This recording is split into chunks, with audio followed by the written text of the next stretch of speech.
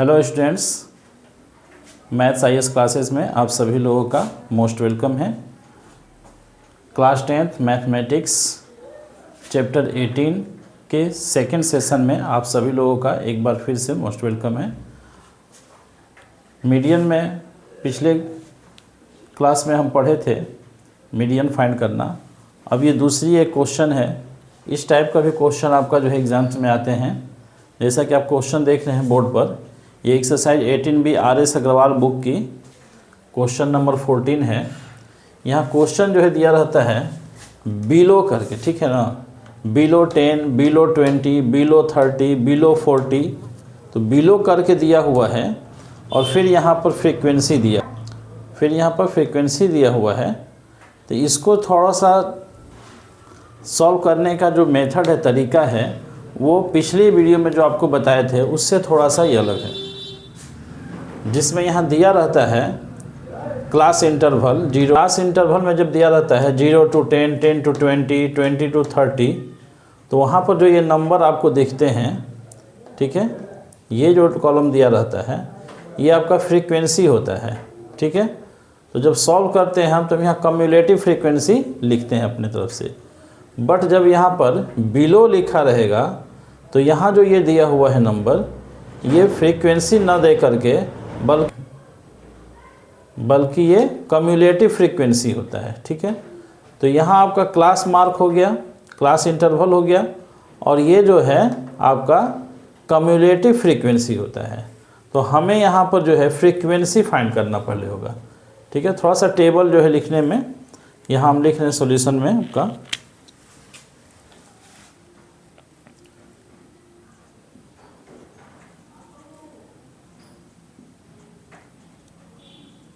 Class interval, उसके बाद जो है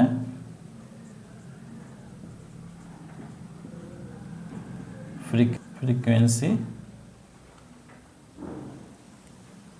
और उसके बाद जो है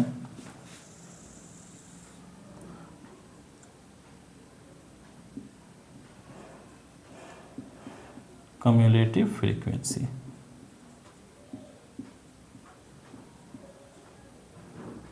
इसे CF शॉर्ट में लिख सकते हैं, ठीक है।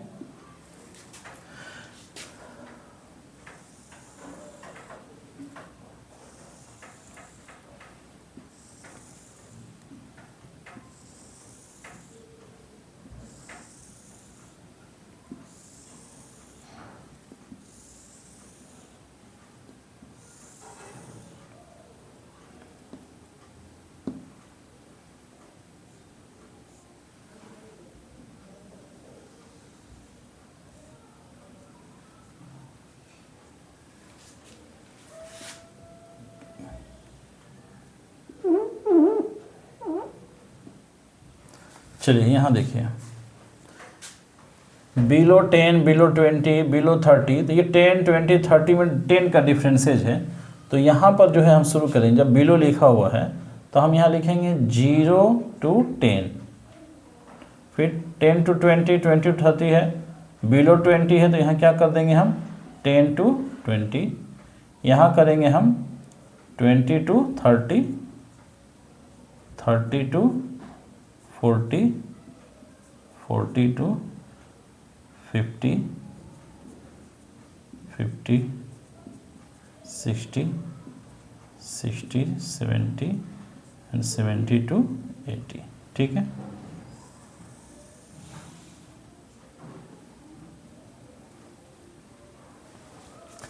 यहाँ जो दिया हुआ है नंबर ऑफ स्टूडेंट्स, तो ये आपका ध्यान रखिएगा, ये मेन पॉइंट है। जब यहाँ बिलो लिखा हुआ हो, ठीक है, तो आप एकदम बिल्कुल श्योर हो जाइएगा कि यहाँ जो ये दिया हुआ है टेबल, ये जो है फ्रीक्वेंसी ना है बल्कि ये कम्युलेटिव फ्रीक्वेंसी है।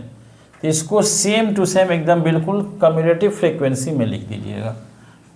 यहाँ पर 12, 32, उसके बाद है 57, 57 के बाद है 80, 92, 80, 92, उसके बाद जो है 116, 116, 164 एंड 200। ठीक है, ये आपने लिख लिया। अब इसके बाद जो है हमें फ्रीक्वेंसी लिखना। पिछला क्वेश्चन में आपका जो है फ्रीक्वेंसी दिया हुआ था, तो हम फ्रीक्वेंसी जो यहाँ दिया रहता है सेम टू सेम उसी को लिखते हैं।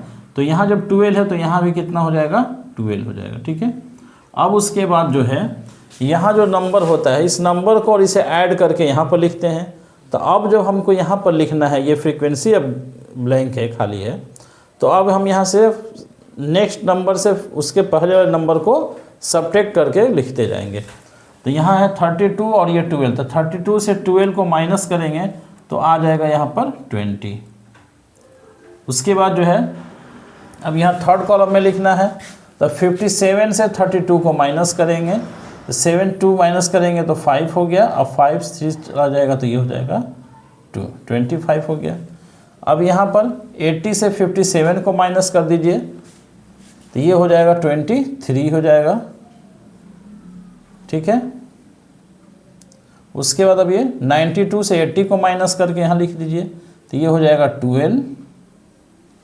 उसके बाद 116 से 92 को माइनस कर देंगे। ठीक है, तो ये हो जाएगा 24। उसके बाद 164 से 116 को माइनस करेंगे, तो ये कितना है, 14 6 आ गया, 8 4 48 हो गया ये। ठीक है, अब उसके बाद जो है 200 से 164 को माइनस करेंगे, तो ये हो जाएगा आपका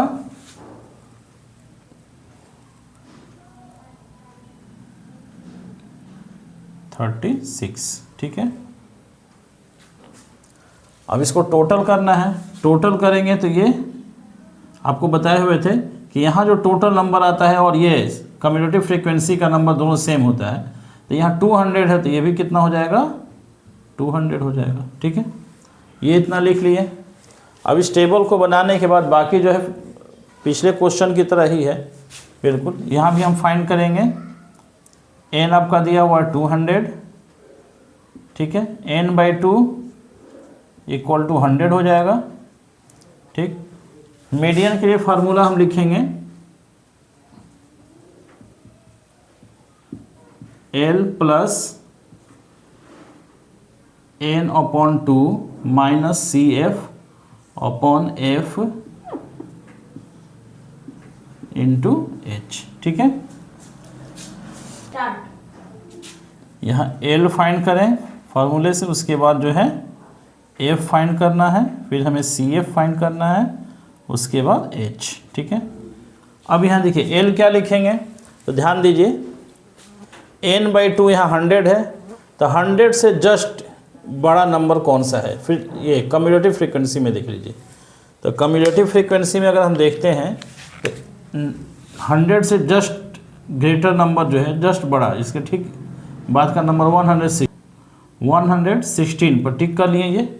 ठीक है, अब यहाँ देखिए अब क्या करना है आपको,